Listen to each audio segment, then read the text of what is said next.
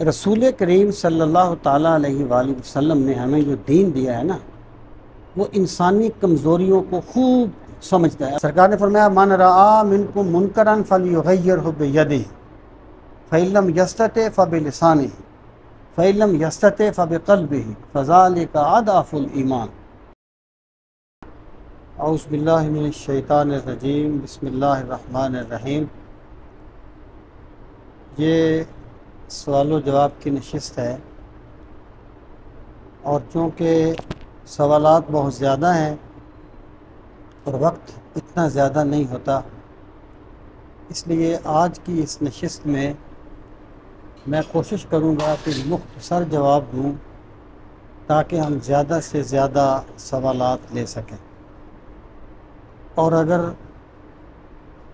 کچھ ٹائم ہم سے بچ جائے تو ہم آخر میں عقائد کا کوئی حصہ پڑھنے کی کوشش بھی کریں گے۔ جی بسم اللہ الرحمن الرحیم۔ بہت شکریہ حضرت ٹائم دینے کا۔ حضرت ایک سوال کافی زیادہ سوسائٹی میں سننے کو ملتا ہے کہ اگر کوئی انسان خود تو مسلمان ہو لیکن اس کے جو ماں باپ ہیں، جو اس کے والدین ہیں، وہ قادیانی ہوں، تو اگر تو وہ والدین جو اس کو پیسے دیں، کیا اس کے پیسے سے اللہ کی راہ میں خرچ کیا جا سکتا ہے؟ آسان الفاظ میں کہ صدقہ یا زکوٰۃ، اس حوالے سے شریعت کیا کہتی ہے؟ دیکھیں، اس میں اصولی بات یہ ہے کہ ملکیت بدل جائے تو حکم بدل جاتا ہے۔ رسول کریم صلی اللہ تعالیٰ علیہ وآلہ وسلم آپ صدقہ قبول نہیں فرماتے تھے یا صدقے میں سے نہیں کھاتے تھے۔ ایک مرتبہ آپ کی ایک لونڈی تھی، اس لونڈی کو کسی نے صدقے کا گوشت دیا، تو وہ پکا رہی تھی تو آپ تشریف لائے، تو آپ نے کھانا طلب فرمایا تو انہوں نے کوئی اور سالن آپ کو دیا۔ آپ نے پوچھا کہ وہ جو گوشت پک رہا تھا، انہوں نے کہا جی وہ تو صدقہ ہے اور آپ صدقہ تناول نہیں فرماتے۔ آپ نے فرمایا لَکَ صدقۃ ولی ہدیۃ، کہ وہ تمہارے لیے صدقہ ہے اور میرے لیے ہدیہ ہے، یعنی ملکیت بدل گئی ہے۔ ایک بندے نے ایک بندے کے پیسے دینے ہیں، اس نے پیسے دے دیے اسے دوسرے کے چوری کر کے، پیسے تو چوری کے ہیں، لیکن اب وہ اس کا مالک وہ بن گیا، اس نے اس کو مالک بنا دیا ہے، اب اس کے لیے وہ چوری کے نہیں ہیں۔ اسی طریقے سے اگر کسی کے والدین کافر ہوں تو ظاہر ہے اس کو وہ مال دیتے ہیں تو انہوں نے اس کو مالک بنا دیا ہے، تو اب اس کو جس بھی تصرف میں چاہے لا سکتا ہے، اس میں سے زکوٰۃ بھی دے سکتا ہے، اس میں سے کوئی صدقہ بھی کر سکتا ہے، کسی بھی تصرف میں لا سکتا ہے، اس لیے اس میں کوئی رکاوٹ نہیں ہے۔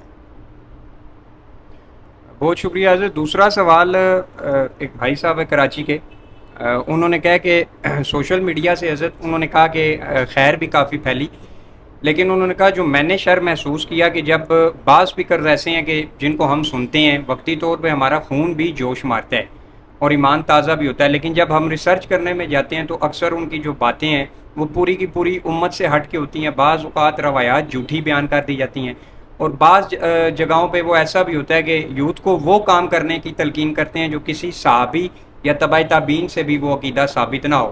اب ایسی صورتحال میں کیسے بچا جائے کہ وہ کہتا ہے کہ میری یہ کنڈیشن ہوتی ہے کہ ان سپیکرز کو سن کے بعض اوقات خون جوش بھی مارتا ہے، ایمان اوپر جاتا ہے، لیکن جب ہم کتابیں پڑھتے ہیں تو وہ پتہ چلتا ہے کہ وہ ایک باطل عقیدہ پیش کر رہے ہوتے ہیں، تو اس میں بچا کیسے جائے اس فتنے سے؟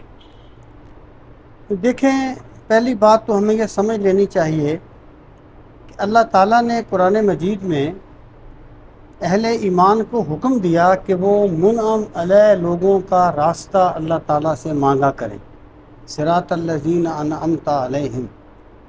اب جو منعم علیہ لوگ جن پر انعام کیا گیا وہ کون ہیں؟ اولئک الذین انعم اللہ علیہم من النبیین والصدیقین والشہداء والصالحین۔ وہ نبی ہیں، صدیق ہیں، شہید ہیں، صالحین ہیں۔ تو جو چیز تواتر سے امت میں رائج ہے اسی کو اجماع امت ہے۔ اجماع امت ایک حجت ہے، یعنی اگر ایک چیز پر کوئی قرآن کریم میں کوئی نص نہ بھی ہو اس پر امت کا اجماع ہو جائے، امت اس پہ اکٹھی ہو جائے، تو یہ بذات خود حجت ہے۔ تو جو لوگ اس طریقے کی فکر پہناتے ہیں کہ وہ ایک اپنا چھوٹا پن ظاہر کرنے کے لیے یا یہ ثابت کرنے کے لیے کہ میں ایک نئی بات کر رہا ہوں، اور وہ پوری امت سے ہٹ کر ایک فکر دینے کی کوشش کرتے ہیں، پہلی بات تو یہ ہے کہ اگر ان کا علم راسخ ہوتا تو وہ اس سوچ کو نہ اپناتے۔ دوسری بات یہ ہے کہ اگر وہ اس کے ساتھ ساتھ دعوت کے ساتھ ساتھ حکمت دعوت سے واقف ہوتے تو پھر بھی وہ یہ کام نہ کرتے۔ اب اس کا طریقہ یہ ہے کہ ہر بندے کا ایک دائرہ کار ہے، یعنی ایک عام بندہ ہے، اسے کیا پڑھی ہے کہ وہ ان لوگوں کی کتابیں پڑھے گا۔ اب مثلا آپ دیکھیں، یہ آج کل رات کو میں دیکھ رہا تھا، ایک اشتہار آیا ہوا تھا، یزید کے حق میں 2 کتابیں آئیں۔ اب ایک عام بندے کو کیا ہے، کیا اس کے لیے رسول کریم علیہ الصلوۃ والسلام کے فرامین کافی نہیں ہیں کہ حسین جنتی جوانوں کا سردار ہے؟ کیا رسول کریم علیہ الصلوۃ والسلام کے فرامین کافی نہیں ہیں حضرت امام حسین کی صداقت کو ثابت کرنے کے لیے؟ ہاں جی، تو اس کو کیا پڑھی ہے کہ وہ خامخواہ ان چکروں میں پڑے؟ تو عام بندے کو یہ چاہیے کہ وہ صالحین کا جو راستہ متواتر آ رہا ہے اس کو اختیار کرے۔ وہ جو بندہ ہے، کسی بندے کو حق نہیں ہے کہ اگر ایک بندہ کچھ بیان کرتا ہے تو بندہ کہے جی میں جا کے اسے قتل کر دیتا ہوں، تجھے قتل کرنے کا حق نہیں۔ تو اپنی سطح پر اس کو سمجھا یا اس کے خلاف ریٹ کر دے۔ اگر تم سمجھتے ہو کہ یہ دین میں بگاڑ پیدا کرتا ہے تو عدالت کا دروازہ کھلا ہے، آپ ریٹ کر دیں۔ لیکن ہر بندہ اپنی سطح تک جواب دہ ہے کہ جو تو کر سکتا تھا وہ تو نے کیا ہے یا نہیں کیا۔ تو پھر میں آپ سے یہ عرض کروں گا کہ سوشل میڈیا نے، اس میں خیر بھی ہے، اس میں شر بھی ہے۔ علامہ اقبال نے یورپ کے بارے میں ایک بات کہی ہے، وہ میں نے امت مسلمہ کے روز و زوال میں اس کو ذکر کیا تھا۔ اس نے کہا تھا کہ یورپ کے 2 پہلو ہیں۔ یورپ کا ایک پہلو یہ ہے کہ یورپ میں بے پردگی ہے، بے حیائی ہے، عیاشی ہے۔ دوسرا پہلو یہ ہے کہ وہ تحقیق کرتے ہیں ایک کام پہ، اور کمال کی تحقیق کرتے ہیں۔ ہم نے ان کی عیاشی کو لے لیا، ان کی تحقیق کو چھوڑ دیا۔ اس طریقے سے سوشل میڈیا میں بھی خیر اور شر ہے، لیکن بدقسمتی سے یہاں پر شر کو زیادہ قبول کیا جاتا ہے اور خیر کو چھوڑ دیا جاتا ہے۔ اس لیے عام بندے کو جو چاہیے کہ جو دیکھیں، حضرت ضیاء الامت رحمۃ اللہ تعالیٰ علیہ فرمایا کرتے تھے کہ میرا جو عقیدہ ہے نا، مجھے اس لیے صداقت کا یقین ہے کہ تمام اولیاء اللہ ہمارے عقیدے سے تھے۔ اب اولیاء اللہ جن کو اللہ تعالیٰ نے وہ چیزیں عطا فرمائیں جن پر حق کو بے نقاب کر دیا، تو جو جس پر امت کے جمیع اکابر صالحین، یہ جو امت کی پیروی کرنی ہوتی ہے نا، اس کو آبا پرستی نہیں کہتے۔ یہ بھی ایک نئی مصیبت ہے۔ لوگ ہم کہتے ہیں جی، امام ابو حنیفہ کہتے ہیں یہ آبا پرستی۔ او بھائی، آبا پرستی نہیں ہے۔ آبا پرستی یہ ہے دلیل کے مقابلے میں کسی اپنے بزرگ کی بات ماننا، یہ آبا پرستی ہے۔ اور بندہ کسی اپنے بزرگ کی بات اس لیے مانے کہ اس کا دین میں جو فہم ہے وہ مجھے حاصل نہیں ہے، اس لیے میں اس کو فالو کرتا ہوں، یہ آبا پرستی نہیں ہے، یہ طریقے صالحین ہے۔ تو بندے کو چاہیے کہ وہ صالحین کے طریقے پر چلے، اور خام خواہ وہ دیکھیں کہ پہلے کپڑا پھاڑنا پھر اسی مہارت سے رفع کرنا، یہ کوئی کمال نہیں ہے۔ پڑھا ہی کیوں ہے؟ جس بندے کا تو فیلڈ ہے نا، اس نے مختلف مذاہب کو پڑھنا ہے، وہ تو پڑھے گا۔ عام بندے کو کیا واسطہ ہے؟ اپنا کیوں یقین خراب کرتا ہے؟ اس لیے اس بندے کو چاہیے کہ وہ ان سے بچے اور صالحین کے طریقے پر چلتا رہے۔ جناب، اچھا حضرت، فتنوں کے بارے میں ایک خاتون ہے، وہ سوال کرتی ہیں، وہ کہتی ہیں کہ یہ جو آپ صلی اللہ علیہ وسلم نے فرمایا کہ سب سے بہترین دور میرا، پھر میرے بعد، پھر میرے بعد والوں کا، پھر اسی حدیث کو ایک حدیث کوٹ کرتی ہے کہ اس کے بعد والا جو ہر آنے والا دور ہوگا وہ پہلے سے زیادہ پرفتن اور منحوس دور ہوگا۔ اس پہ تھوڑا سا وضاحت فرما دیں کہ میرے بعد اور میرے بعد والوں کا یہ کس طبقے کے بارے میں آپ صلی اللہ علیہ وسلم نے گارنٹی دی ہے کہ یہ دور خیر والا ہے، اس دور تک خیر غالب رہے گی، اس کے بعد پھر فتنے تیزی سے دیکھیے، آئیں گے۔ پہلی بات تو ہم یہ سمجھیں کہ اس کا یہ مطلب نہیں ہے کہ وہ 3 جو ادوار ہیں وہ سراپا خیر تھے۔ مراد یہ ہے کہ حضرت امام حسین بھی تو خیر القرون میں ہی قتل شہید کیے گئے نا۔ اس کا مطلب یہ ہے کہ مابعد ادوار کی نسبت ان میں خیر غالب ہوگی۔ اب ظاہر ہے جس دور میں صحابہ پائے جاتے ہیں یا تابعین پائے جاتے ہیں یا تبع تابعین پائے جاتے ہیں تو وہ دور ہوگا نا ایسا. اچھا پھر آپ دیکھیں کہ یہ ایک گراؤنڈ ریالٹی ہے کہ آپ پہلے دور کے ساتھ تقابل کر لیں. آپ آج سے جن کی عمر کوئی 50-40 کے لگ بھگ ہے 20-25 سال پیچھے چلے جائیں. اس وقت جو سیاستدان تھے کیا آج کے سیاستدان وہ ہیں؟ اس وقت جو علماء تھے کیا آج کے علماء وہ ہیں؟ اس وقت لوگوں میں جو مروت پائی جاتی تھی جو کیا آج کل وہ پائی جاتی ہے؟ یہ تو ایک واضح سی بات ہے. مجھے وہ بات یاد آ جاتی ہے. ایک مرتبہ ہم صحیح بخاری پڑھ رہے تھے. حضرت ضیاء الامت رحمۃ اللہ تعالیٰ علیہ نے امام سرخسی کا ذکر فرمایا. امام سرخسی ایک بہت بڑے فقی امام تھے اور ان کو قید کر لیا بادشاہ نے کسی وجہ سے. تو ان کے شاگرد نہ وہ ایک گنبد نما کمرے میں ان کو قید کیا گیا. تو اس وقت علم کی طلب تھی. اس وقت مقصود ڈگری نہیں تھی, اس وقت مقصود علم تھا. جب سے مقصود ڈگری ہوئی ہے نا تو علم کی برکتیں اٹھ گئی ہیں. تو وہ آ جاتے اوپر آ کے بیٹھ جاتے, وہ نیچے سے بولتے جاتے, وہ لکھتے جاتے. تو انہوں نے نیچے سے جو بولا انہوں نے اوپر بیٹھ کے جو لکھا وہ المبسوط للسرخسی کے نام سے شائع ہوا. کوئی کم و بیش 20-22 جلدوں میں اب بھی شائع ہوتا ہے. تو پیر صاحب نے ہمیں یہ بات بتائی. پھر فرمانے لگے بڑے عاجزی سے فرمانے لگے یہ تھے عالم دین, اب لوگ ہمیں بھی عالم دین کہتے ہیں. تو میں نے عرض کیا ذرا ڈرتے ڈرتے, میں نے کہا حضور آپ تو بھی عالم دین ہیں, اللہ نے آپ کو بڑا علم دیا. ایک دور آئے گا لوگ ہمیں بھی عالم دین ہی سمجھیں گے, حالانکہ بخدا ہماری ان سے کوئی نسبت نہیں ہے. سمجھے؟ نہ وہ حسن میں رہیں مستیاں, نہ وہ عشق میں, نہ وہ حسن میں رہیں شوقیاں, نہ وہ عشق میں رہیں مستیاں, نہ وہ غزنوی میں تڑپ رہی, نہ وہ خم ہے زلف ایاز میں. اب نہ وہ طالب علم ہے نہ وہ اساتذہ ہیں. تو ہر چیز میں زوال آتا ہے. اس لیے اس میں کوئی تعجب کی بات نہیں ہے کہ سرکار نے فرمایا میرا زمانہ سب سے بہتر زمانہ ہے, پھر بعد والا ہے, پھر بعد والا ہے, درجہ بدرجہ جو ہے. اس لیے تو سرکار نے فرمایا. ایک مرتبہ آپ نے پوچھا کہ سب سے عجیب ایمان کس کا ہے؟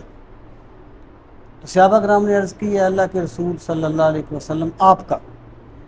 فرمایا میرا کیسے, ہم پر تو انبیاء پر تو وحی آتی. عرض کی پھر ہمارا. فرمایا آپ کا کیسے, تم تو میرے پاس بیٹھتے ہو, تم تو نزول وحی کے منظر دیکھتے ہو. پھر انہوں نے عرض کی اللہ کے رسول کس کا؟ آپ نے فرمایا وہ لوگ جو بعد میں آئیں گے اور جو دیکھ کر مانیں گے. مفہوم یہ ہے تو جو سن کر مانیں گے تو اللہ تعالیٰ ان کے تھوڑے عمل کو بھی بہت زیادہ کر کے قبول فرمائے گا. ہم اس دور سے گزر رہے ہیں, ہم اس دور سے گزر رہے ہیں کہ ہمیں اگر یعنی ہم تھوڑا سا بھی کوئی عمل کرتے ہیں تو اللہ تعالیٰ ہمیں زیادہ اس کا اجر دیتا ہے, اس لیے کہ ہم بڑے اس زمانے میں ہیں جو بہت پیچھے ہیں. یہ اور اس تناظر میں اور کوئی بات ہے؟ جی حضرت, اسی تناظر میں وہ انہوں نے یہ پوچھا ہے کہ اب جیسا کہ آپ نے بتایا کہ ہم اس دور میں جی رہے ہیں جس میں تھوڑے عمل پہ بھی اللہ رب العزت اجر دے. بعض اوقات حضرت وہ خاتون کہتی ہیں کہ کیفیت یہ ہو جاتی ہے کہ میں ایسی سوسائٹی یا فیملی کا پریشر برداشت نہیں کر سکتی کہ جہاں مجھے خیر کی بات کہنی ہوتی بھی ہے میں اپنے بڑوں کی روایات سے ڈر کے وہاں چپ ہو جاتی ہوں. تو پھر مجھے یہ اندیشہ ہوتا ہے کہ میں منافقت کی طرف تو نہیں جا رہی, اگر میں اس پہ مر گئی تو کیا میں منافقت کی موت تو نہیں مروں گی؟ ایک بات یاد رکھیں کہ رسول کریم صلی اللہ تعالیٰ علیہ وآلہ وسلم نے ہمیں جو دین دیا ہے نا وہ انسانی کمزوریوں کو خوب سمجھتا ہے. اللہ تعالیٰ انسانی کمزوریوں کو خوب سمجھتا ہے. اللہ تعالیٰ انسان کی ان کمزوریوں کو بھی ایک حدیث پاک میں جو بڑی مشہور حدیث ہے, سرکار نے فرمایا من رأى منکم منکرا فلیغیرہ بیدہ فإن لم یستطع فبلسانہ فإن لم یستطع فبقلبہ فذلک اضعف الایمان. کہ تم میں سے جو بندہ کوئی برائی دیکھے اسے چاہیے کہ اسے طاقت سے روک دے, اگر ایسا نہیں کر سکتا پھر زبان سے روکے, اگر ایسا بھی نہیں کر سکتا پھر دل میں برا جانے. یہ ایمان کا سب سے کمزور درجہ ہے. یہ منافقت نہیں ہے, یہ منافقت نہیں ہے, یہ بندے کی ایک کمزوری ہے جسے اللہ تعالیٰ نے ملوز خاطر رکھا ہے. یہ تو اس لیے دیکھیں پھر اس کا پھر آپ نے فرمایا اگر وہ اسے زبان سے بھی برا نہیں کہہ سکتا پھر اسے دل سے برا جاننا. اب دل سے برا جاننے کا مطلب کیا ہے؟ یا طاقت نہ ہونے سے مراد کیا ہے؟ اگر کوئی بندہ مجھے کچھ کہے تو میں اس کو تھپڑ مار دوں، اور وہ بندہ کوئی اللہ کی بغاوت کرے اور میں اسے کچھ نہ کہوں، تو اس کا مطلب یہ ہے کہ میں مجبور نہیں تھا. ٹھیک ہے نا؟ یہاں ایک بندہ کچھ کر نہیں سکتا نا، اندر سے کڑتا رہتا ہے، تو یہ کم سے کم ایمان ہے. اور اگلی بات میں یہ عرض کروں گا کہ ایک داعی کو چاہیے کہ دعوت اس طرح دے کہ وہ سوچے کہ اس کا مثبت نتیجہ نکلتا ہے کہ نہیں نکلتا. یعنی مزید شک پھیلا دینا، مزید لوگوں کو دور کر دینا، مزید نفرتیں پھیلا دینا، یہ کم ظرفی ہوتا ہے، یہ داعی کا کام نہیں ہوتا. اس لیے اس صورتحال میں بندہ اس تناظر میں اس بات کو حل کر سکتا ہے. جی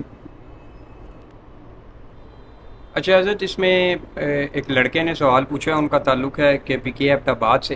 انہوں نے کہا کہ پہلے میں حرام ریلیشن میں تھا، پہلے میں کسی حرام ریلیشن میں تھا، کسی خاتون کے ساتھ میرا تعلق تھا، آسان لفظوں میں کہ گرل فرینڈ بوائے فرینڈ والا.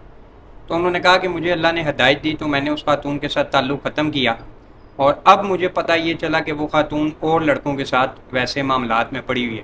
تو کیا مجھے شریعت اس چیز کی اجازت دیتی ہے کہ میں دوبارہ اس سے رابطہ بحال کر کے اسے یہ سمجھانے بجھانے لگ پڑوں کہ یہ جو تو کام کر رہی ہے یہ جائز نہیں ہے، اللہ اور اس کے رسول نے اس چیز کو ناپسند فرمایا ہے؟ دیکھیں، بات یہ ہے، پہلی بات تو یہ ہے کہ اس کے لیے تو یہ جائز نہیں ہے کہ وہ کسی غیر محرم سے بات کرے. ایک مجبوری تو الگ چیز ہے نا. مطلب ایک استاد ٹیچر مرد ہے، اسٹوڈنٹ خاتون ہے، ڈاکٹر ہے، یہ تو ایک مجبوری ہے روٹین میں. یعنی جب اس بندے نے اس سے بات کی تو اس نے پہلا ناجائز کام تو خود کر دیا، اور پھر اس کے بھٹکنے کا بھی امکان دوبارہ موجود ہے. یعنی اس کے فتنے میں مبتلا ہونے کا بھی امکان دوبارہ موجود ہے. وہ یہ کرے کہ وہ اور طریقہ اختیار کرے اس کے، یعنی کسی رشتہ دار سے، کسی بھائی سے، والد سے وغیرہ وغیرہ، تو برائی سے وہ روکے، لیکن وہ برائی کو خود برائی سے نہ روکے. ٹھیک ہے؟ ہاں، اگر ایسا ہو، فرض کریں کوئی ایسی جگہ ہے کہ یہاں پر اور اس خاتون کا کوئی نہیں ہے، کوئی اس کا بڑا محرم نہیں ہے، تو پھر وہ اس کو ایک شائستگی کے ساتھ، اس کے لیے جیسے استرار میں نہیں حرام بھی حلال ہو جاتا ہے. ایک بندہ بھوک سے مر رہا ہے تو وہ شراب پی کے بھی اپنی جان اس کو چاہیے کہ بچائے. پھر استرار کی حالت میں وہ اس کی کچھ بہتری کا سامان کر سکتا ہے، لیکن یہ اس وقت جب کوئی اس کا آپشن موجود نہ ہو. اچھا حضرت، اللہ رب العزت کے حوالے سے جب مختلف سپیکرز کو، یہ بھی خاتون نے سوال کرنے والی سوات سے ہیں، انہوں نے کہا کہ ہم مختلف سپیکرز کو جو سوشل میڈیا پہ مشہور ہیں تو دو ایکسٹریمز پائی جاتی ہیں. ایک کو سنتی ہوں تو ایسے محسوس ہوتا ہے کہ اللہ رب العزت اتنا سخت ہے کہ میں جتنی مرضی نیکیاں کر لوں، اسلام غالب نہیں آ رہا دنیا میں تو مجھے پھینٹی ہی پڑنی ہے، یا میرے مرنے کے بعد مجھے اللہ دوزخ میں پھینکے گا چاہے میں جتنی مرضی کوشش کر لوں. ایک طبقہ وہ ہے، اس کو سن کے ایسے لگتا ہے کہ میں جتنے مرضی حرام کام کر لوں تو ان کے بقول کہ ہم آپ صلی اللہ علیہ وسلم کے امتی ہیں تو ہم ڈائریکٹ جنت میں جائیں گے. اس حوالے سے حضرت قرآن اور سنت اور صحابہ کے اجماع سے عقیدہ کیا ہونا چاہیے ایمان رکھنے والے کا؟ بڑی سمپل سی بات ہے کہ اسلام جو ہے نا وہ اعتدال کا دین ہے. اسلام دین اعتدال ہے. میں یہ کہا کرتا ہوں کہ اگر آپ سے کہا جائے کہ اسلام کے مزاج کو ایک لفظ میں بیان کرو، ایک تاجر ہے نا، اس کا ایک مزاج ہے، اس نے اپنے پرافٹ کو نہیں بھولنا. تاجر کا ایک سیاستدان ہے نا، اس کا ایک مزاج ہے، اس نے اپنی سیاست کو کبھی نہیں پیچھے چھوڑنا. دین کا بھی ایک مزاج ہے. دین کا ایک لفظ وہ کیا ہے؟ وہ لفظ ہے اعتدال. وَكَذَلِكَ جَعَلْنَاكُمْ أُمَّةً وَسَطًا، ہم نے تمہیں درمیانی امت بنا دیا، اعتدال والی امت. اب دیکھیں، اللہ تعالیٰ نے قرآن مجید میں دونوں چیزوں کو بیان فرمایا ہے. نَبِّئْ عِبَادِی أَنِّی أَنَا الْغَفُورُ الرَّحِیمُ وَأَنَّ عَذَابِی هُوَ الْعَذَابُ الْأَلِیمُ. میرے بندوں کو بتا دو کہ میں بڑا بخشنے والا اور بڑا رحم کرنے والا ہوں، لیکن میرا عذاب بھی بڑا سخت ہے. مطلب کیا ہے؟ اور پھر اگلی بات میں یہ عرض کروں کہ اللہ تعالیٰ رحمان ہے اس میں کوئی شک نہیں ہے۔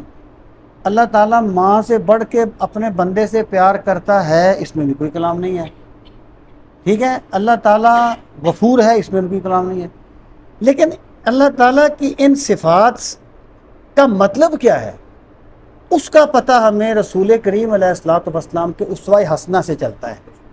اب رسول کریم صلی اللہ تعالیٰ علیہ وآلہ وسلم سے بڑھ کر تو کوئی نہیں اللہ کی صفات کو سمجھتا۔ اگر غفور الرحیم کا یہی مطلب ہوتا ہے کہ جو بھی کرتے جاؤ میں بخشا جاؤں گا، تو سرکار سے بڑھ کر تو کوئی نہیں سمجھتا نا اس بات کو۔ تو رسول کریم صلی اللہ تعالیٰ علیہ وآلہ وسلم باوجود اس کے کہ آپ اللہ کی رحمت کو سب سے زیادہ جاننے والے ہیں، لیکن اتنی عبادت کرتے ہیں کہ آپ کے پاؤں مبارک سوج جاتے ہیں۔ صحابہ کرام ڈرتے رہتے ہیں اللہ تعالیٰ سے، خشیت الہی میں ڈرتے رہتے ہیں، اہل بیت اعظام ڈرتے رہتے ہیں خشیت الہی۔ اس کا مطلب یہ ہے کہ اللہ تعالیٰ کی ذات، اس کی رحمت اس کے غضب پہ غالب ہے، اس کی رحمت جو ہے وہ اس سبقت رحمتی علی غضبی۔ لیکن اللہ تعالیٰ کے رحمان یا رحیم ہونے کا مطلب یہ نہیں ہے کہ بندہ اللہ تعالیٰ کا باغی بن جائے۔ بندے کو چاہیے کہ اللہ تعالیٰ کی عبادت کرے، اور وہ حدیث پاک جو ہے بڑی مشہور حدیث پاک ہے کہ رسول کریم علیہ الصلوۃ والسلام نے فرمایا کہ تم میں سے کسی بندے کی بخشش محض اپنے عمل سے نہیں، اللہ کی رحمت سے ہوگی۔ صحابہ کرام نے عرض کیا یا رسول اللہ صلی اللہ علیہ وسلم آپ کی بھی؟ فرمایا میری بخشش بھی اس وقت ہوگی جب میرے رب کی رحمت مجھے ڈھانپ لے گی۔ اس کا مطلب کیا ہے؟ اس کا مطلب یہ ہے بندے کو چاہیے کہ عبادت کرے، کیونکہ عبادت نہ کرنا بغاوت ہے، عبادت نہ کرنا بغاوت ہے۔ بندے کو چاہیے کہ عبادت کرے، لیکن وہ اللہ کی نعمتوں کا بدلہ عبادت سے نہیں دے سکتا، وہ تو ایک نعمت کا بدلہ عبادت سے نہیں دے سکتا۔ نہیں تو وہ یہ یقین جانے کہ میری بخشش میری رب کی رحمت سے ہوگی، لیکن عبادت میں اس لیے کرتا ہوں کہ یہ میرے عبد ہونے کا تقاضا ہے کہ میں اپنے رب کو سجدہ کروں، اپنے رب کی بندگی کروں۔ اس لیے وہ جو کہتے ہیں نا کہ الایمان بین الخوف والرجاء، ایمان خوف اور امید دونوں کی درمیانی کیفیت کا نام ہے کہ بندہ اللہ کی رحمت سے امید رکھے اور اللہ کی عذاب سے ڈرتا رہے، اس کو ایمان کہتے ہیں۔ اس لیے یہ دونوں سوچیں افراط اور تفرید پر مبنی ہیں۔ یہ جو سوچ ہے نا کہ رسول کریم علیہ الصلوۃ والسلام کی وجہ سے میری بخشش ہو جائے گی، اس میں کوئی شک نہیں، ہم سب سرکار کی رحمت کے امیدوار ہیں، سرکار کی شفاعت کے امیدوار ہیں، لیکن اس کا یہ مطلب نہیں ہے کہ ہم سرکار کے فرامین کے ساتھ بغاوت کرنے شروع کر دیں، ہم سرکار کے احکامات کے ساتھ بغاوت کرنے شروع کر دیں، یہ تو مطلب نہیں ہے نا اس کا۔ اس کا مطلب یہی ہے کہ بندہ سرکار کے طریقے کو اپنائے، لیکن اپنے عمل کو اپنی نجات کے لیے کافی نہ سمجھے، بلکہ یہ یقین جانے کہ میری بخشش اس وقت ہوگی جب میرے رب کی رحمت مجھے تھام لے گی۔ اور وہ کیا ہے کہ ساحل کی طرف دیکھ نہ سفینے کی طرف دیکھ، جب تب چوٹ لگے دل پہ مدینے کی طرف دیکھ۔ مطلب کیا ہے؟ مطلب اس کا یہ ہے کہ بندہ جب اپنے نظریات میں الجھے نا تو وہ اسوہ حسنہ کو اپنا آئیڈیل بنائے۔ بندے پر جب خیالات خلط ملط ہو جائے نا، وہ سرکار کے اسوہ حسنہ کو، آپ کے صحابہ کرام کو، آپ کی اہل بیت اعظام کو اپنا آئیڈیل بنائے، اور پھر سمجھے کہ میں جو کر رہا ہوں کیا میں اس طریقے سے ہٹ تو نہیں گیا، ورنہ تو جس بندے کے دل میں جو آئے گا وہ کہتا رہے گا۔ ایک کسوٹی ہوتی ہے نا، کسی چیز کو پرکھنے کا ایک پیمانہ ہوتا ہے نا، وہ کسوٹی جو ہے وہ رسول کریم علیہ الصلوۃ والسلام کی ذات گرامی ہے۔ لقد کان لکم فی رسول اللہ اسوۃ حسنہ۔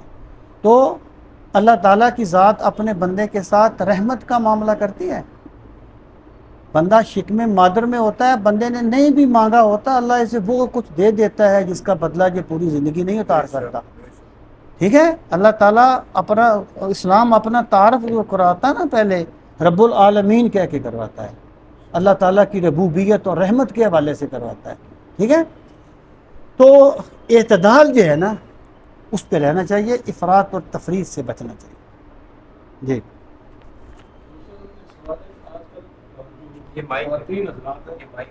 زیادہ خواتین میرج کورٹ میں جا کر خلا لے لیتی ہیں، ان کے جو خامند ہیں ان تک نوٹس بھی نہیں پہنچتا، تیسرے خلا پہ انہیں ڈگری مل جاتی ہے، وہ دوسری جگہ جب نکاح کرتی ہیں کیا یہ دین میں اسلام کے مطابق ہے یا غیر اسلامی فعل کر رہے ہیں؟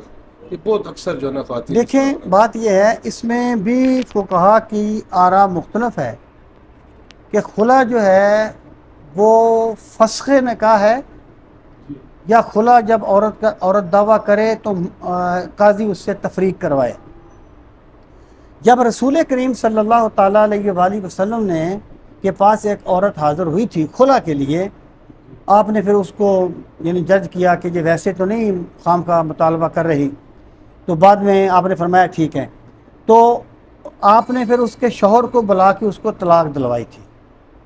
فرض کیجئے گا آپ دوسرے فقہا کی بات مان لیں جو کہتے ہیں قاضی جدائی کروا سکتا ہے، لیکن قاضی جو ہے وہ خامد کو سنے بغیر جدائی نہیں کروا سکتا، اس طرح خلا نہیں ہوگا جب تک وہ اس کا شوہر جا کے وہاں پر اپنا موقف پیش نہ کرے، یک طرفہ فیصلہ کوئی فیصلہ نہیں ہوتا۔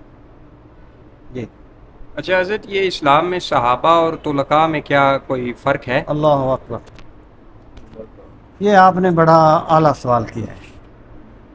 پہلے ہمیں یہ سمجھنا چاہیے کہ صحابی کون ہوتا ہے اور طلقاء کنہیں کہا جاتا ہے۔ طلقاء جو ہے نا، طلقاء کا لفظ، اس کا لفظی معنی ہے آزاد۔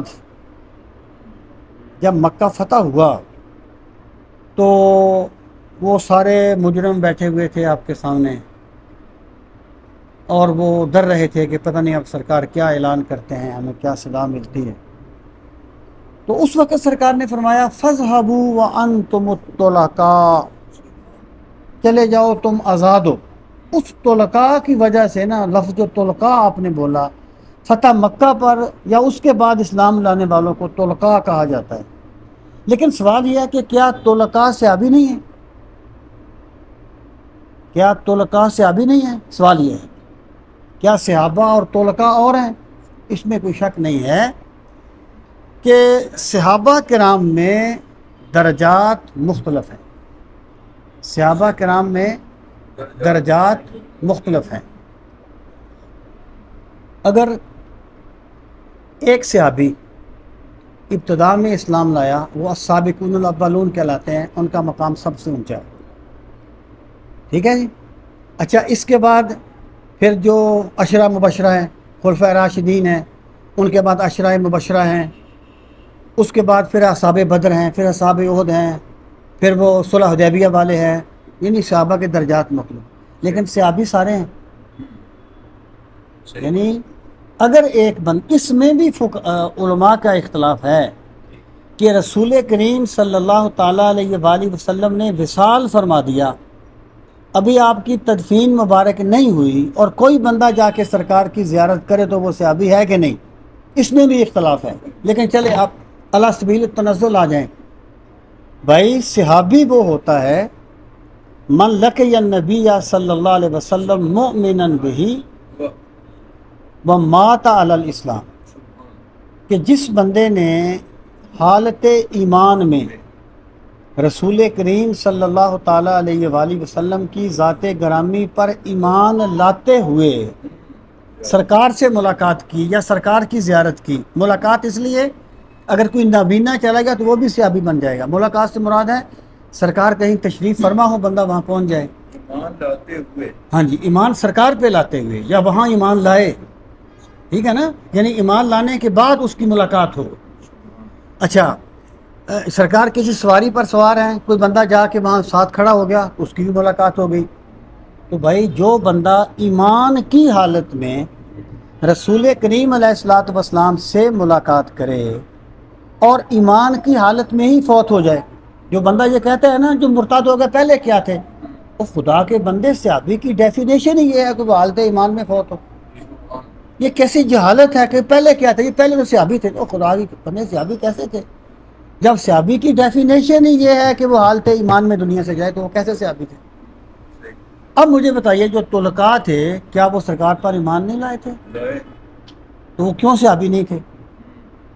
یہ غیر اسلامی تقسیم ہے، جیسے قادیانی کرتے ہیں، یہ تشریعی نبی ہے، وہ ذلی نبی ہے، یہ بروزی نبی ہے، عقل یار ہے 100 بھیس بدل لیتی ہے، عشق بیچارہ نہ ملا ہے نہ زاہد نہ حکیم. یہ خود ساختہ تقسیمیں کرتے ہیں اپنا معافی ضمیر کو ثابت کرنے کے لیے. ایک صاحب نے اسی تناظر میں مجھ سے ایک بات کہی، اگر میں آیت بولوں تو مجھے یاد کرانا. انہوں نے مجھے کہا کہ جو لوگ فتح مکہ کے دن مسلمان ہوئے ان کا اسلام قبول نہیں ہے. میں نے کہا کیوں؟ کہنے لگا اللہ تعالیٰ فرماتا ہے قل یوم الفتح لا ينفع الذین کفروا ایمانہم. آپ فرما دیں کہ جو فتح کے دن ایمان لائے ان کا ایمان قبول نہیں کیا جائے گا. اس نے یہ کہا قل یوم الفتح لا ينفع الذین کفروا ایمانہم.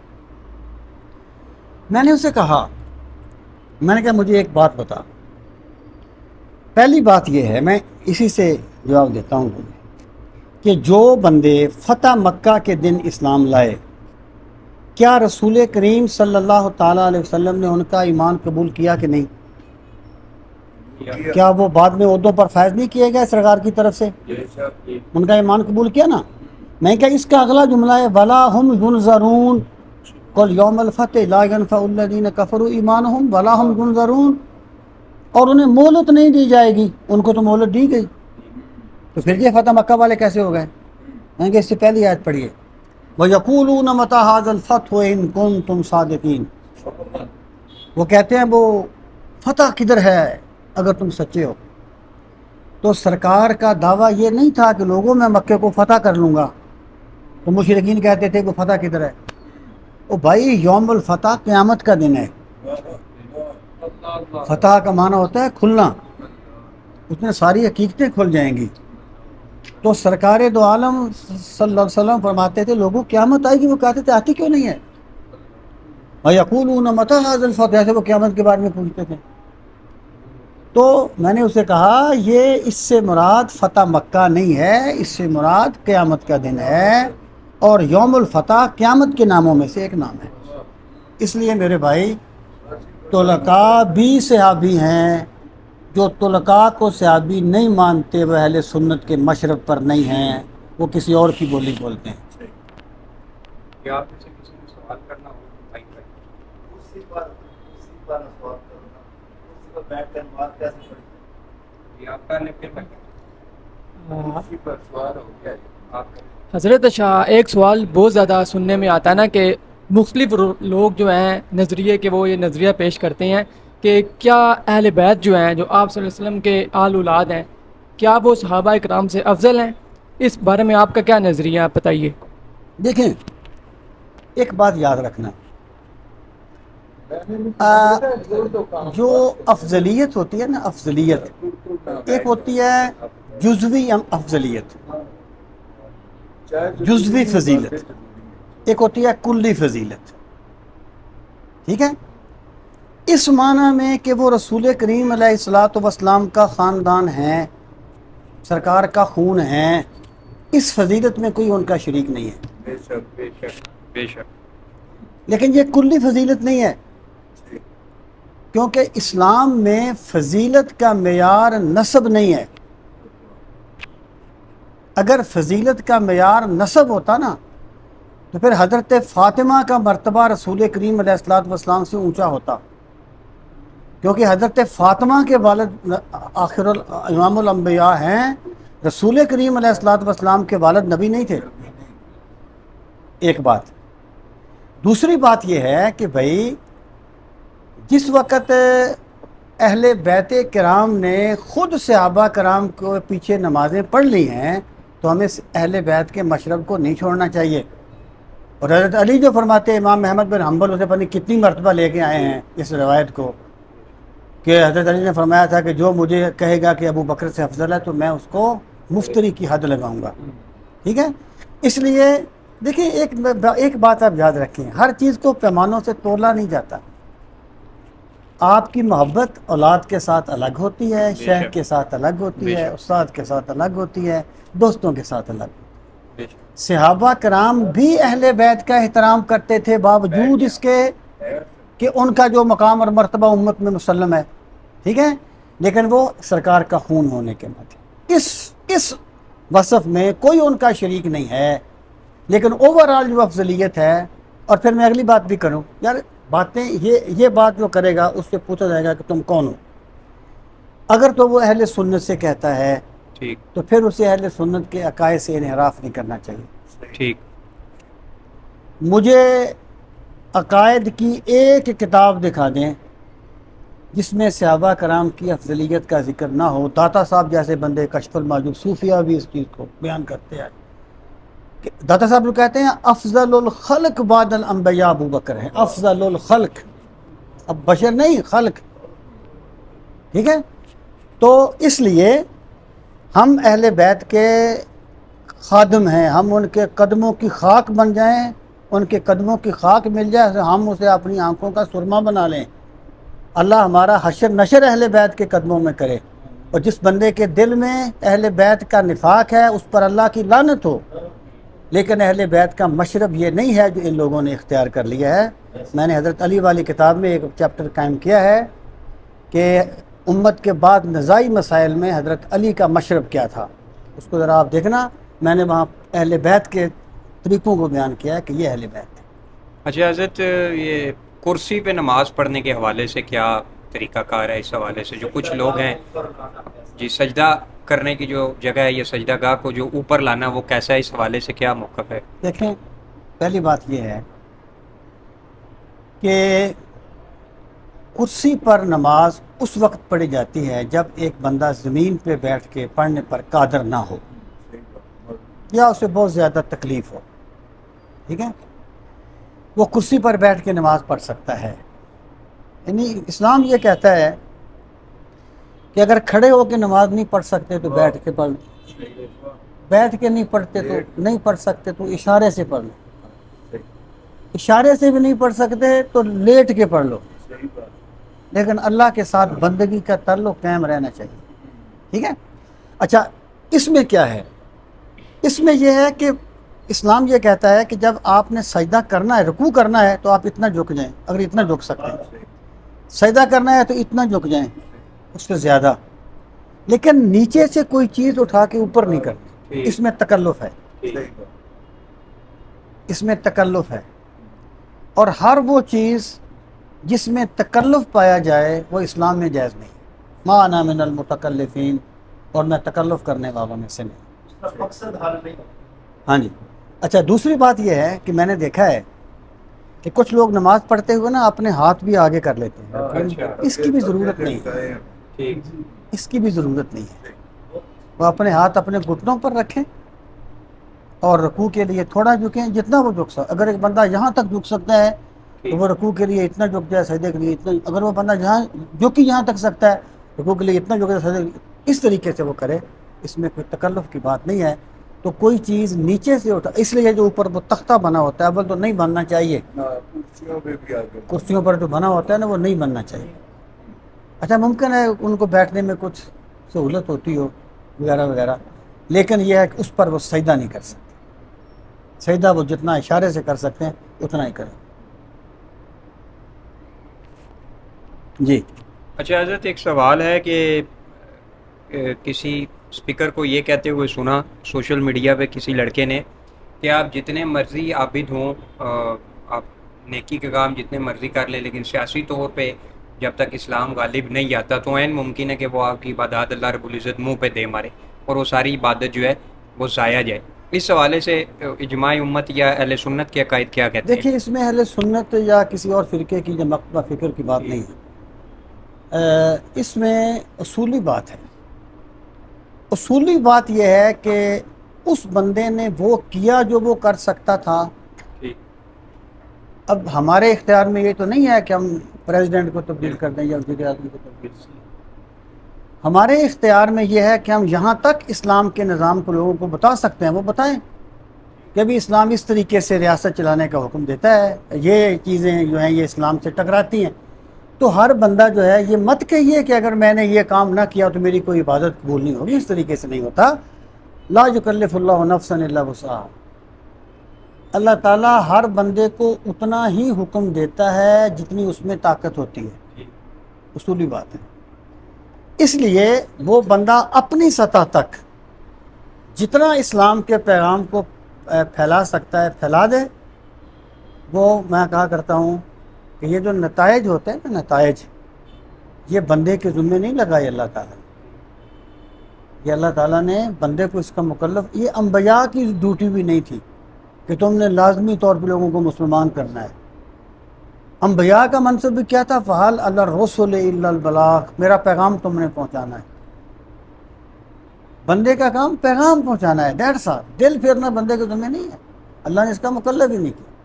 ایک بندہ اگر اخلاص سے لگا رہے، فرض کریں کوئی اللہ تعالیٰ کے نبی کتنے گزرے جن پر ایک بندہ بھی ایمان نہیں لایا پوری زندگی میں، تو کیا وہ یہ کہیں گے کہ ہماری زندگی فضول گزر گئی ہے؟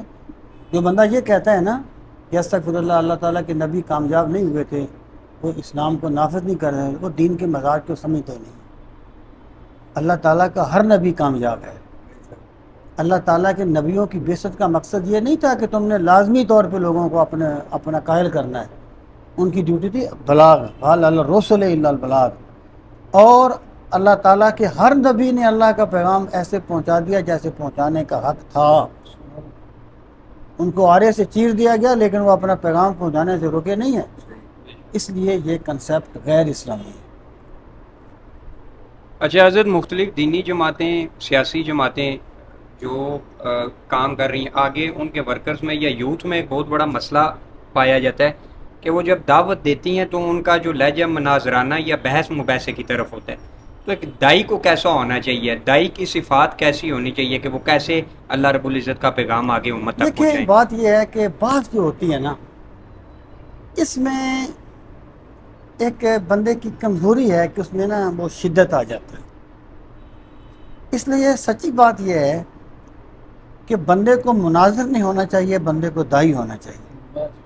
دائی جو ہوتا ہے نا، وہ بندے کو لاجواب نہیں کرنا. وہ بندے کو لاجواب کرنا کمال نہیں سمجھ. لاجواب کرنے کا کیا ہے؟ ایک مولوی کے لیے کسی عام بندے کو لاجواب کرنا کیا ہے؟ ایک اصطلاح بول دے بندہ ختم ہو جائے. کیا ہے؟ دائی کا کام ہے قائل کرنا. بے شک اس کی اپنی انسلٹ برداشت کر لیں. وہ نا اس نے کہا کہ تیری داڑھی کے بال افضل ہیں یا میرے کتے کی دم کے بال افضل. وہ صوفی تھا نا، شیخ جمال الدین تھے نا، صوفی تھا، نقش بندیہ سلسلے کے. تو انہوں نے تیش میں دی. انہوں نے کہا اگر میں اپنے رب کی بندگی کر کے اپنے رب کو راضی کر لوں تو میری داڑھی کے بال اچھے ہیں، اور اگر میں اپنے رب کو راضی نہ کر سکوں، تیرا کتا تو بھی راضی کیے رکھے تو پھر تیرے کتے کی دم کے بال اچھے. یار فریدہ ورنہ بازی لے گئے، اٹھ یار منائیے، یار فریدہ اٹھ یار منائیے ورنہ بازی لے گئے.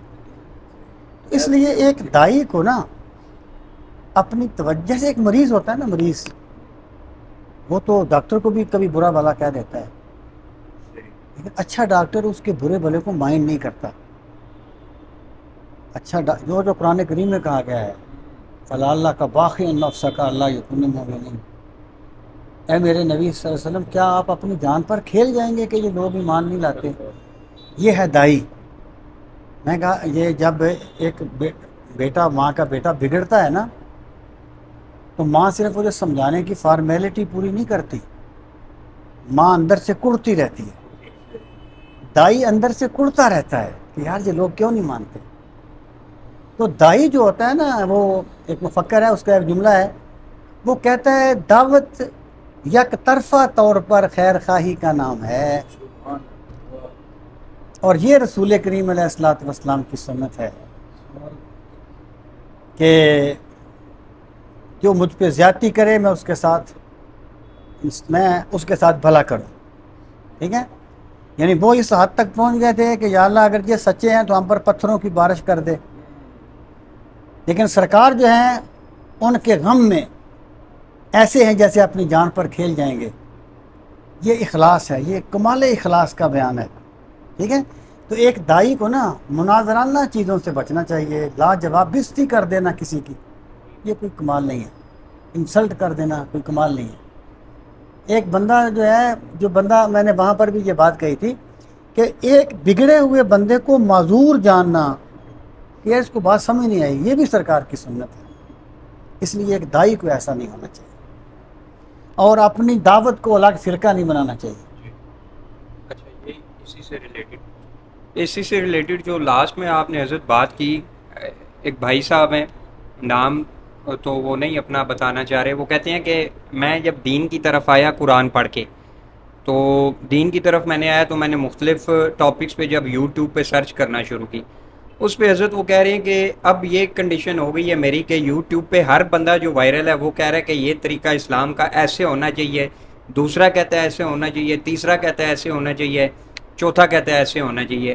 تو اتنے زیادہ اختلاف کی وجہ سے اب میں دہریہ ہونے کے قریب آ گیا ہوں کہ اگر کوئی اسپیکر مشہور ہے تو وہ بھی کہہ رہا ہے کہ مولویوں کی غلطی ہے، مولوی کہہ رہے ہیں کہ فلاں کی غلطی ہے، سیاستدان کہہ رہے ہیں کہ دوسری پارٹی کی غلطی ہے. تو وہ کہتا ہے کہ ایک تو امت میں اتنا بگاڑ، اور اگر ہر بندہ اسلام کو نیا نیا چہرہ دے رہا ہے تو اس کا تو مطلب ہے کہ پھر اسلام کی وہ سچائی حقانیت تو وجود میں نہیں. اب میرے دل دماغ میں یہ شک آنے لگ پڑا، اور مجھے اس چیز پہ ندامت بھی ہوتی ہے اور میں کوستا بھی ہوں اپنے آپ کو کہ مجھے اللہ اس فتنے سے بچا لے. تو اس کے لیے وہ کہتا ہے کہ حضرت کیسے میں بچوں، کیونکہ ہر اسپیکر جو یوٹیوب پہ وائرل ہے وہ نیا نیا نظریہ پیش کر رہے ہیں، اور اینڈ پہ اب میرا یہ رزلٹ ہو گیا کہ میں دہریہ ہونے کے قریب دیکھیں پہنچ گیا ہوں. بات یہ ہے اللہ تعالیٰ انہیں ہدایت پر قائم رکھے. پہلی بات تو یہ ہے کہ اختلاف صرف دین میں نہیں پایا جاتا، اختلاف ہر جگہ پایا جاتا ہے. کیا سیاستدانوں میں اختلاف نہیں ہے؟ آپ نے سیاست کو ملکوں کو چھوڑ دیا کہ یہاں سیاستدان اختلاف کرتے ہیں. ہر پارٹی دوسری پارٹی کو کیا کہتی ہے؟ غدار وطن ہے، سپورٹ رسک بن گیا ہے. کیا آپ نے چھوڑ دیا ہے؟ ڈاکٹروں میں اختلاف نہیں ہے، کس شعبے میں اختلاف نہیں ہے؟ اب آ جائیں دین کی طرف. میرے بھائی، کچھ چیزیں دین کی بنیاد ہیں جن پر کفر اسلام کا مدار ہے، جن پر نصوص وارد ہیں، ٹھیک ہے، واضح احکامات ہیں، ان میں کسی بندے کا اختلاف نہیں ہوگا.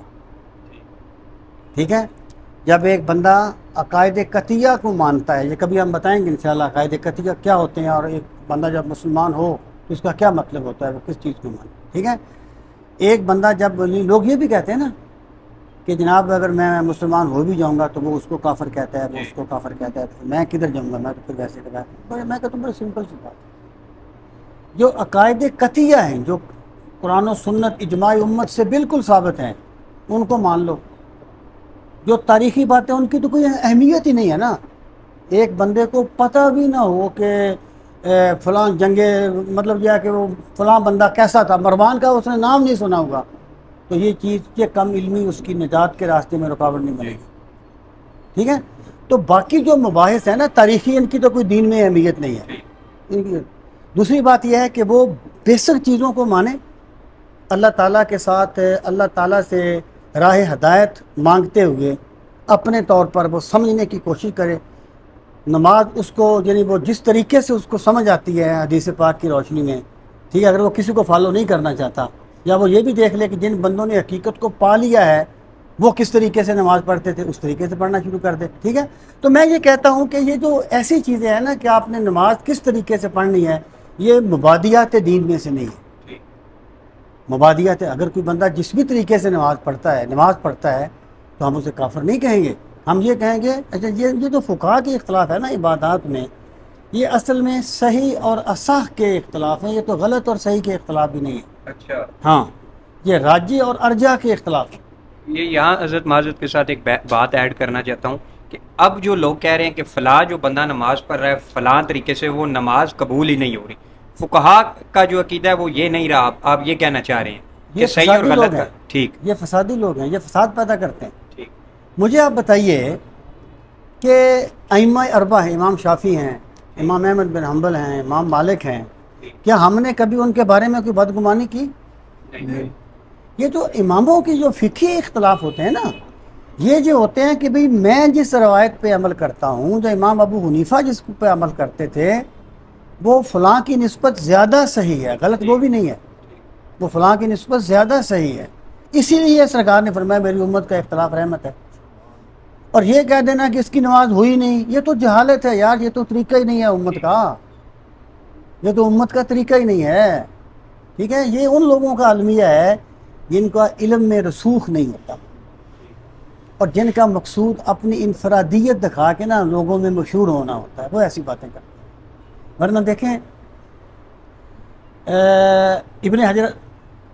ابن حجر جو ہیں حیتمی، وہ خود شافعی ہیں، شافعی المسلک. اور جب وہ امام ابو حنیفہ، یہ انہوں نے لکھا ہے اپنی کتاب میں، امام ابو حنیفہ پہ انہوں نے کتاب لکھی ہے، شافعی المسلک ہیں، امام ابو حنیفہ پہ کتاب لکھتے ہیں، ٹھیک ہے، ابن حجر حیثمی، اس میں وہ کہتے ہیں کہ امام شافعی جب رفع الیدین کرتے تھے، جب رسول کریم علیہ الصلوۃ والسلام جب وہ حضرت امام اعظم ابو حنیفہ کے دربار مزار پہ حاضر ہوتے تھے تو وہاں رفع الیدین نہیں کرتے تھے، کہتے مجھے صاحب مزار سے شرم آتی ہے۔ اس کا یہ مطلب نہیں ہے کہ انہوں نے کوئی سنت کو بدل دیا تھا، نہیں نہیں نہیں نہیں، سنت کو نہیں، انہوں نے وہاں یہ فرض کر لیا کہ یار ان کی دلیل مجھ سے زیادہ صحیح ہوگی، تو یہ بڑے لوگوں کی سوچ ہے۔ حضرت کچھ لوگ سننے میں آتا ہے، ان کا ایک نظریہ ہے کہ امام ابو حنیفہ رحمۃ اللہ علیہ جو ہیں، ان کے جو استاد محترم ہیں وہ امام جعفر صادق علیہ السلام ہے، جو حضرت حسین علیہ السلام کی اولاد میں سے ہیں، تو وہ یہ کہتے ہیں حضرت امام جعفر صادق علیہ السلام تو نماز ہاتھ چھوڑ کے پڑھتے تھے، امام ابو حنیفہ ان کو شاگرد ہونے کے باوجود ان کی پیروی کیوں نہیں کرتے تھے؟ اس کے بارے میں آپ نظریہ دیکھیں امام، پہلی بات تو یہ ہے کہ یہ سوال کئی طریقوں سے کیا جاتا ہے، کہتے ہیں جی کہ فقہ کا نام فقہ جعفری کیوں نہیں رکھا؟ پھر تو امام جعفر صادق بھی تو کسی کے شاگرد تھے، وہ امام باقر کے شاگرد تھے، آپ نے نام فقہ باقری کیوں نہیں رکھا؟ وہ امام زین العابدین کے شاگرد تھے، آپ انہوں نے نام فقہ زینی کیوں نہیں رکھا؟ دوسرا سوال، دوسری بات یہ ہے کہ اس میں کوئی شک نہیں ہے کہ امام ابو حنیفہ رحمۃ اللہ تعالیٰ علیہ صرف امام جعفر صادق کے نہیں بلکہ امام باقر کے بھی شاگرد تھے، ٹھیک ہے، امام ابو حنیفہ کے اور بھی سینکڑوں استاد تھے، ٹھیک ہے، تو امام ابو حنیفہ نے دیکھیں فقہ کے جو اصول ہیں نا وہ امام ابو حنیفہ نے مرتب کیے ہیں، اس لیے ان کو فقہ حنفی اس کو نام دے دیا گیا، ٹھیک ہے۔ تو باقی یہ ہے کہ یہ تو ان کا ایک دلیل ہے نا کہ امام جعفر صادق، وہ ان کا کہنا ہے نا، ثابت تو نہیں ہے نا بات۔